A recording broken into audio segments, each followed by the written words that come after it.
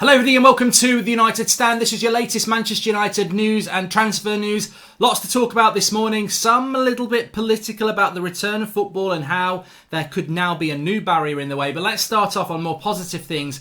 Manchester United and an update from Borussia Dortmund on Jadon Sancho potentially. This is coming from their manager-director, a certain Mr. Kramer.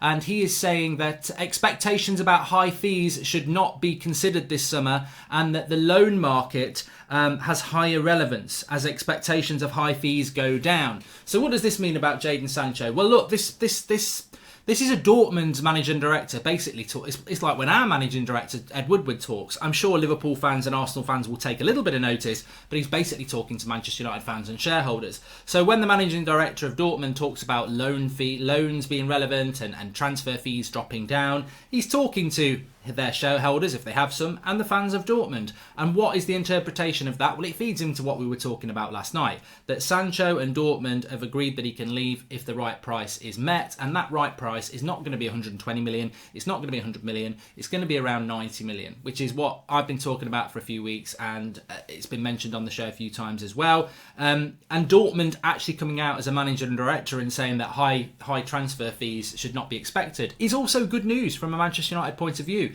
Because what we will see is it's bartering. You know, if you're selling a skateboard or you're selling a PS4 or whatever, you might put it on eBay for a couple of £100, but ultimately somebody might offer you 150 and you'll go, I'm not getting any more offers than this. I personally know that PS4's got a problem with it and it'll be knackered in a couple of months.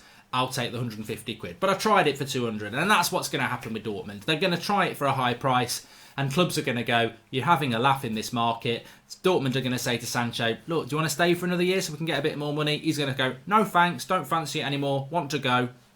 And if you don't let me go, I'm going to start moaning. And they go, yeah, let's just take the price, which is a fair price in this market. So I think we're moving towards that. And as we've said before, United at the front of the queue, United wanting Sancho, United in contact with Sancho. We've known this for weeks, and it's all going to be about when we get to that situation where we can, knowingly offer them the money, knowing that we've got the money, knowing that football's come back, knowing that the revenues have come in, and knowing that the transfer window's open. And we get to that point, and I think that deal can happen. We'll talk about why football might not come back in a moment, but let's talk about the scenario that if we don't get Sancho, because there are a couple of stories this morning talking about alternatives. Many of you often mentioning, if we don't get Sancho, what's the alternative? And I think it's a very, very good question. I just think it's something that I don't really have the answer for, and I don't think many of us do, but there are a couple of stories today that would be alternatives. And what the first of all is in Le 10 Sport coming out about Adama Traore. Apparently there's interest now from Manchester United, Man City and Liverpool. Adama Traore, his agent came out probably 2 or 3 weeks ago, I mentioned this. His agent came out and said that if it wasn't for the lockdown, basically we would have been expecting a move because he's worked hard this season and the lockdown has sort of prevented anything like that. So look, I think Adama Traore has higher expectations than Wolves, with all due respect. He was at Barcelona. He's come to Villa, then he's gone to Wolves. So I think he's got high expectations, and I like him. I think he's a good player. I would question whether he's good enough to come to United, but if City or Liverpool got hold on him, there was always question marks about someone like Raheem Sterling, and maybe with the right coaching and the right surroundings, with better players around him to learn from as well, maybe Adama Traore would be a good option. And I feel this as well. Look, when you're talking about a Jadon Sancho alternative, the easiest thing to do is say that's United's priority, Jadon Sancho. They will have backups, but they appreciate those backups are a big drop off. They will have backups, but that's the priority. And, Adama Traore is not Jadon Sancho, but it is an option. Another one coming out from Italy, Calcio Mercato, is that Douglas Costa, 29 years of age. I think Douglas Costa's a very good winger. But even in the article itself, Douglas Costa is a great player, but he's been inconsistent for Juventus for the last 3 years, and Juventus will be looking to move him on this summer. Oh, where do we sign up? Where do we sign up for this player? We want Jadon Sancho. We don't get him, but can we get 29-year-old Mr. Inconsistent Douglas Costa, who has one game every 20? That's good. Yeah, I love the sound of this deal. Ultimately, I think it's a bit propaganda. I think that this is all about maybe some United fans read it and go, yeah, we want Costa. Because what Juventus want to do is take Pogba and give us Rabiot, Costa, and probably Sancho or someone like that, or Pjanic. That's Juventus want us to bite on this deal. I would say we don't bite on this deal. Douglas Costa does not offer us what we want. I like him. I think he's a good player. But I think he'd have less of an impact that Lucas Moura's had at Spurs. And look, people think Lucas Moura's been a good signing for Spurs, and he's not been bad, but it's been fits and starts. You know, he's not always started the game, and you know, Manchester United need a consistent starter on that right wing. We don't need a player that every now and again then plays well. We need consistency. We have a hole in that right hand side, and we need someone who can play there every week. So Douglas Costa, no. And also I think it feeds into this Pogba deal that Juventus are trying to do. So it's a no from me on that one. I don't know what you think, but Adama Traore I'd be open to, but I think you've got to go for Sancho and try and get that deal done without a shadow of a doubt. Just another player I want to talk about before we get onto this project restart.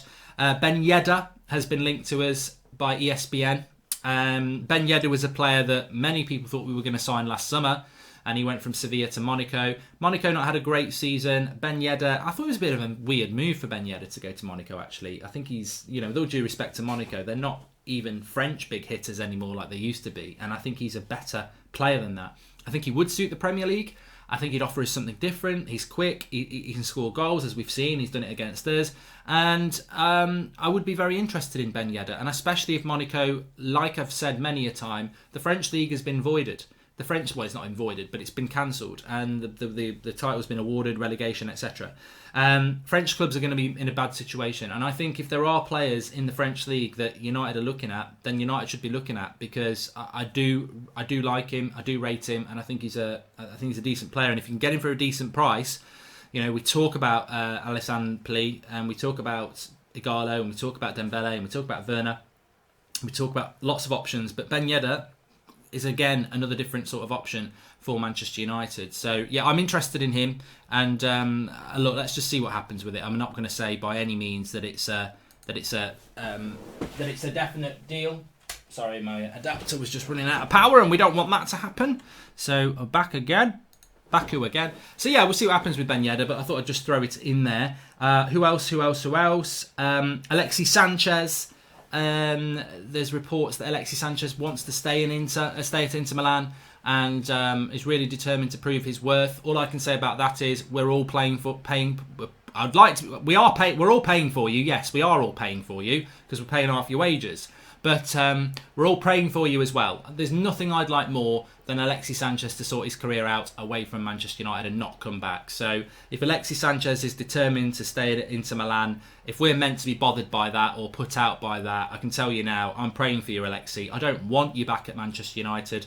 I wish we could sell you. I have got no patience with you, and I wish you would leave, because I think you are a negative impact on our football club. And I can't say anything more blunter than that. So I hope it works out for you. We're praying for you.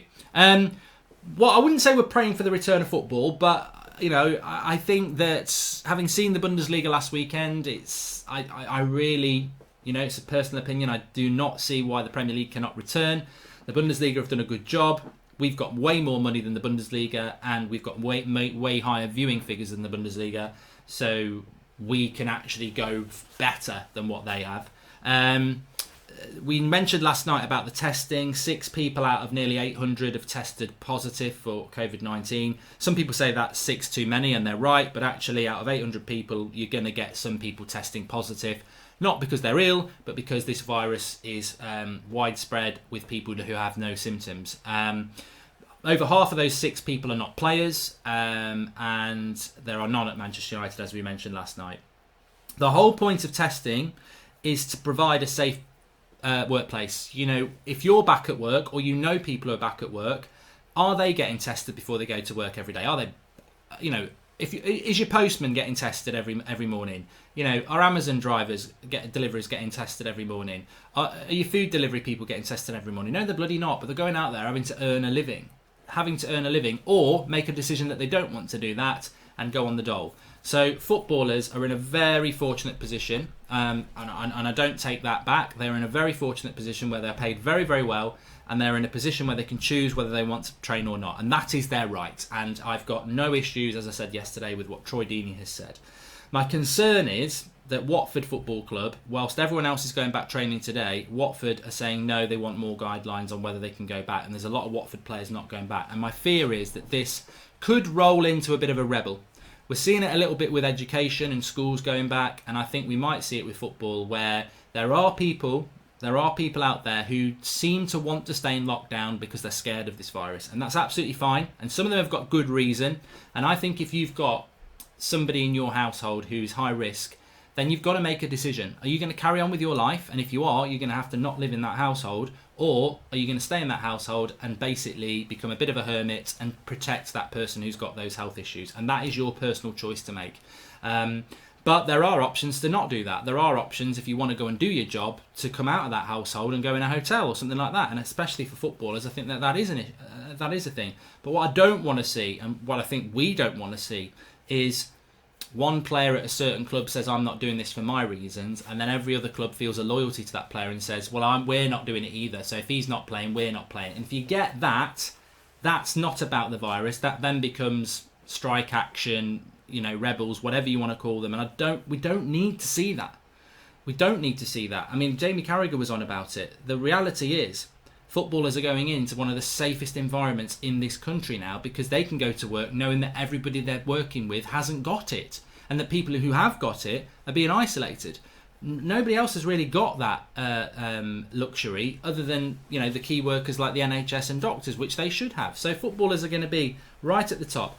I totally agree with why some people who have people around them are high risk that wouldn't want to train. That's their personal choice, but this should not derail football. And those clubs should have a word with those people and say, look, as I said last night, I appreciate that you've got someone living with you that's high risk, but you're paid to do this job. You can go and live in a hotel for a month and finish this job and get paid. And if you're not going to do that because you want to stay at home with that person, that's up to you. But that's just like anybody saying, I'm not going to work because I want to stay at home and look after this person who's not very well. You can get sick pay and everything like that, and that's beyond that. But to say, I'm not going to work because it's not safe, well, I think the Premier League next needs to sort this out and say, look, it is safe. You're being tested. You're going to be continually tested. You're in a situation where, look, Roy Hodgson said it last week. You go down Tesco, it's 100 times more dangerous than training with a Premier League football club based on the parameters of safety that are there. There's going to have to be some difficult decisions, but the Premier League need to grab hold of this quick, because otherwise it will become political, and it won't just be about a certain player saying, I don't want to train because I've got someone at home who's got health risks, which is fair enough. It'll become about, well, if he's not training, we're not playing. And then you might get a whole club who's not doing it, might back them, and then football doesn't come back, not because of the virus, but because of some rebellion that ultimately is going to cause a lot of problems. And I'll go back and say what I said. The only reason football's coming back really is because of footballers' wages. If look, Nigel Clough at Burton Albion has just walked away from the job. He's the manager of Burton Albion in League One. He's just quit his job to save other people's jobs, and one of their players is going to be the player manager. So his wage, they don't need to get a new manager in, because a player is going to be a player manager, and his wage as a manager can then go to help the club survive because they're losing so much money. That's absolutely selfless. That's somebody saying, I'm not going to get paid to save this football club in League One. That's the reality of football here. We're talking about Premier League players on thousands of pounds a week saying, I'm not going to play because it's not safe. Fine, you don't play, but let's look at the pyramid of football here. Football clubs are going to go out of business. We've got to try and get it back. It's not just about some Premier League player who's on 300 grand a week. It's about the whole pyramid of football, and then it all feeds down. And ultimately, if every Premier League player doesn't want to play Premier League football, don't play it, but take a 50% pay cut so football can survive. The only reason football's coming back is because of money, because it needs money to survive.